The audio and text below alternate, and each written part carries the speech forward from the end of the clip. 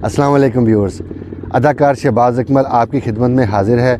Viewers, आज का जो व्लॉग है वो मैं अदाकार नीली पे बनाने जा रहा हूँ। उनकी जो फ़नी ज़िंदगी है और जो उनकी निजी ज़िंदगी है और अभी वो क्या कर रही हैं और उन्होंने फ़िल्म लाइन में आकर किस किस्म का बिहेव रखा, वो सारी चीज़ें मैं आपके नज़र करूँगा। और जो जो फ़िल्मों में उन्होंने कामयाबी हासिल की वो भी हम डिस्कस करेंगे और उनके जो गाने हैं वो भी देखेंगे।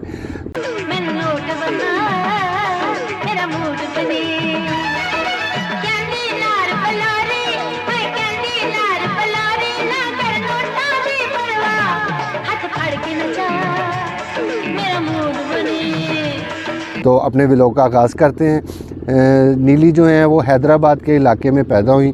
24 जून 1966 में उनकी पैदाइश हुई। तो जब वो फ़िल्म लाइन में आई तो मैं भी उस वक्त नया नया फ़िल्म लाइन में आया था। तो सबसे पहले जो उनको कास्ट किया गया वो इस वजह से किया गया कि सारी फ़िल्म इंडस्ट्री में जो माशाल्लाह हीरोइनें थी हमारी, वो काफ़ी हेल्दी थी, मोटी मोटी थी। तो ये बड़ी स्मार्ट थी।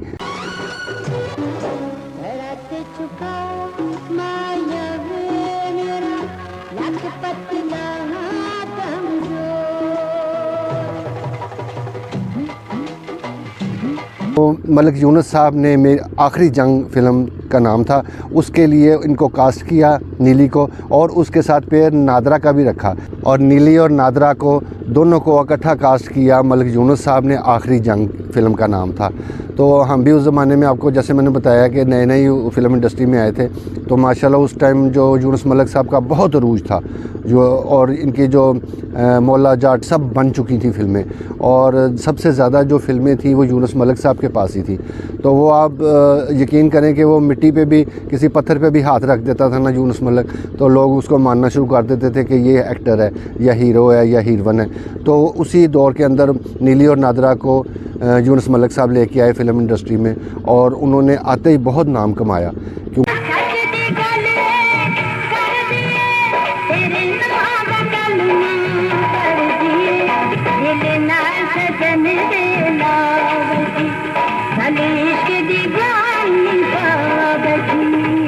क्योंकि वो स्मार्ट थी, जैसे कि मैंने आपको बताया, और ख़ूबसूरत भी थी और जाज़िब नज़र भी थी, नीली भी और नादरा भी दोनों ही।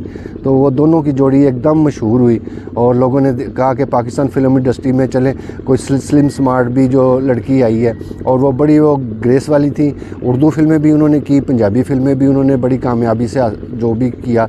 व्यूअर्स, तकरीबन 100 के करीब उन्होंने फ़िल्मों में काम किया।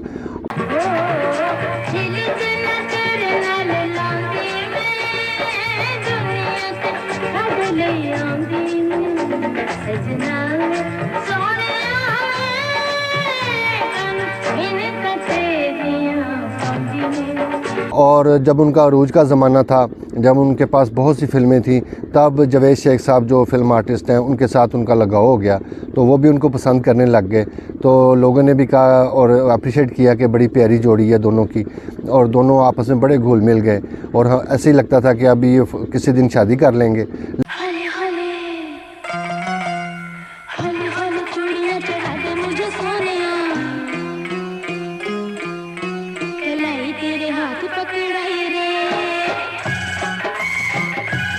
लेकिन हमें बाद में पता लगा कि जो जावेद शेख साहब की बहनें हैं उन्होंने कुछ ऐसा बर्ताव गलत रखा। वो नहीं चाहती थी कि नीली बेगम जो थी वो इनके साथ शादी हो, क्योंकि नीली बेगम का जो बैकग्राउंड है वो भी आपको मैं बताता चलूँ कि वो अंजुमन की फ़ैमिली से है, और अंजुमन जो हैं वो मुल्तान की नहीं है, वो बहावलपुर के इलाका एक है, वहाँ की वो रहने वाली हैं, जो अंजुमन और गोरी हैं बहावलपुर की। तो ये भी उनकी रिश्तेदार थी, लेकिन ये हैदराबाद में इनकी फैमिली रहती थी। तो खैर ये वहाँ से आ गए। तो जब जावेद शेख साहब की बहनों को इस सारी चीज़ का इल्म हुआ, तो उन्होंने कहा भी हमने इनसे शादी नहीं करने देनी। तो उन्होंने बहुत कुछ ऐसे अमल किए और ऐसा सिस्टम चलाया और अपने फैमिली में झगड़े किए, तो उनकी शादी ना हो सकी। तो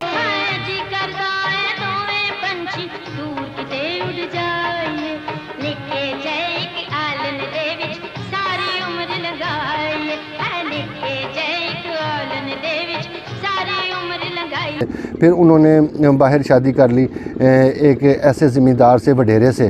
तो उसके बाद हमें पता चला कि वो वडेरे के साथ उनकी निभ ना सकी और वो वडेरा कुछ जालिम किस्म का था शायद, तो वो उनसे भाग गई, उनसे नाता तोड़ दिया और लाहौर में रहने लगी। उसके बाद वो फिर बाहर के मुल्क चली गई, कनाडा या किसी मुल्क में भाग के। अब भी उनकी शादी हुई है एक इंस्पेक्टर के साथ, एक पुलिस का मुलाजिम है, उसके साथ उनकी शादी हुई है और 2 बच्चे भी हैं उनके, लेकिन वो मंजर आम पर नहीं आती। उनकी कोई ऐसी लेटेस्ट तस्वीर भी नहीं है जो हम आपको दिखा सकें जो आज के दिनों में वो कैसी दिखती हैं। तो लिहाजा वो जौहर टाउन में उनकी रिहाइश है और माशाल्लाह उनके पास गाड़ियाँ वाड़ियाँ भी बहुत हैं और अच्छी वो सेट ज़िंदगी गुजार रही हैं, बड़ी बेहतरीन ज़िंदगी गुजार रही हैं।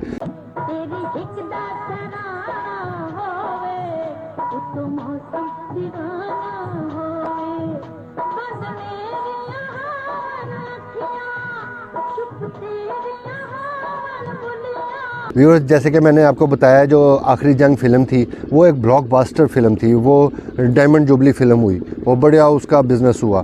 तो उसके बाद जो मैडम संगीता ने उनको फ़िल्म में कास्ट कर लिया जिसका नाम था कसम मुन्ने की, उसमें नीली बेगम को मौका मिला कि वो जान की परवाह बुज़दिल क्या करते हैं बॉस। आप काम मुझे मेरी औकात से बढ़कर बताइए, नाकाम नहीं लौटूंगी। 1988 में एक फ़िल्म बनी जिसका नाम था मौला बख्श, वो भी बड़ी सुपरहिट फ़िल्म हुई। एक फ़िल्म बनी काले चोर, वो भी बड़ी मशहूर हुई। उसमें उन्होंने डबल किरदार अदा किया, डबल वर्जन का किरदार अदा किया और बहुत कामयाबी से वो फ़िल्म में काम किया उन्होंने।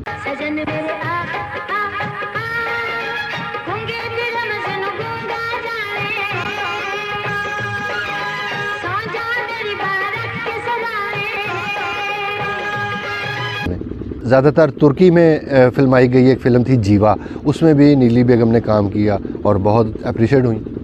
उसके बाद एक फ़िल्म आई जो डर गया वो मर गया, तो उस फिल्म में भी नीली बेगम थी और उनके साथ नादरा भी थी। और उसी फ़िल्म के दौरान ही समझ लें कि नादरा बेगम का जो मर्डर हुआ तो वो हो गया। तो उनकी ये जो जोड़ी थी नीली और नादरा की, वो तो खैर ख़त्म हो गई। तो उस मैंने आप पहले भी एक ब्लॉग बनाया नादरा बेगम पे, तो वो आप देखिएगा। उसमें मैंने नादरा बेगम की सारी ज़िंदगी के मुतालिक जो भी हालात थे और जैसे वो उनका मर्डर हुआ, वो सारा कुछ मैंने बयान किया।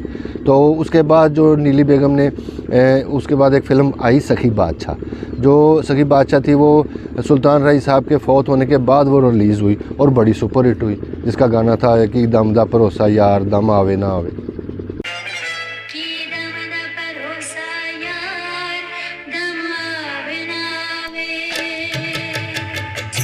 दुल्हन बनती हैं नसीबों वालियाँ एक फ़िल्म थी और वो भी इतनी कामयाब ना हो सकी उनकी। उसके